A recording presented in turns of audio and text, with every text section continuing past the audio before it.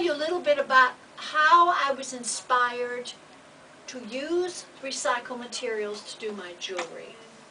It happened 5 years ago, and I was listening to what's called a podcast. Does anybody know what a podcast is? I listen to podcasts because I love to listen to other people who talk about things that they do, so because I get really inspired by what I listen to.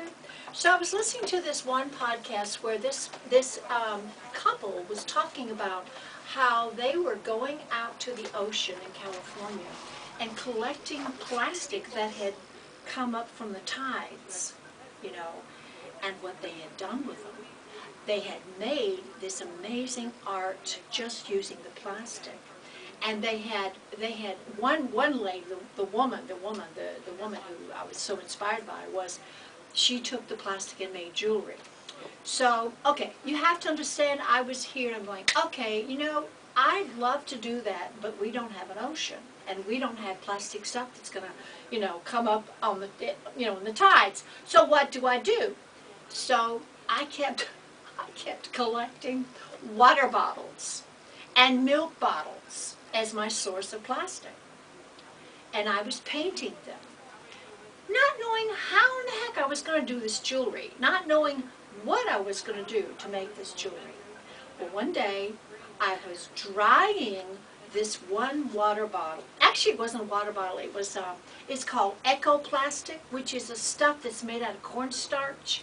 They are cups that are specifically made from cornstarch. So when it's melted, or when it's heated by anything, whether it's in water or however it's heated, it will melt.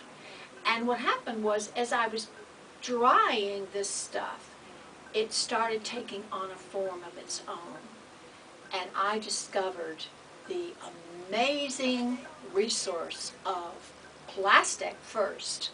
And I made all kinds of jewelry with the plastic that I was really discovering. You dry it with a hair dryer or something? I use a heat gun. A heat gun, or I use a hair dryer too, a hair blower too. But anything that will soften it, it will create kind of an organic look. So I was making these cool organic pieces of jewelry first, pendants. Well, then I discovered styrofoam. And styrofoam, when it is painted and it's using something to heat it, to basically dry it, it melts and it takes on another effect. It looks like stone. When it's like when it's dried and it's like, you know, you reheat it and then it hardens again, it hardens really hard and it looks just like a piece of stone. So then I began to make these necklaces that looked like they were like this big or huge. And they looked just like they were stone necklaces. And people go, isn't that heavy around your neck? And I said, no, here, look at that. Oh my gosh, they're so light. So then I started selling them at Eve's. Now Eve's is the boutique. Does anybody know where Eve's is? Well, I now sell my jewelry. Now I do earrings. I do earrings is pretty much a lot of what I do, because people buy earrings because they love the idea of this is like it's not a really heavy earring. It's real light. Really? And some I have bigger. Some are really much bigger. And the thing is, they love wearing the earrings because they can wear big earrings, but they don't hurt your ears. And the other thing is that it's a great way to make a statement to the earth. So I have my jewelry now. It's called Eco Jewelry. Eco Earrings. That's my name. Cool. Okay?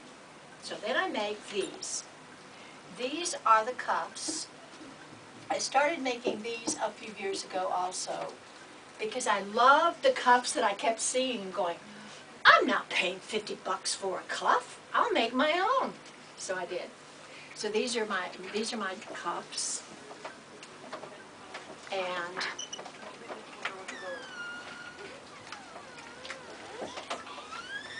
I make cups, and then I want to show you my earrings. These are my earrings. These are my earrings.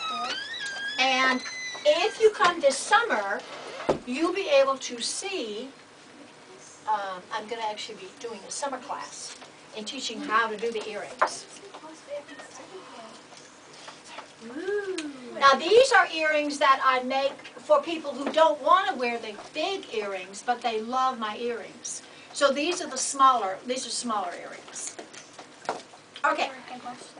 What I have told you a little bit about is, number one, how I was inspired by another artist.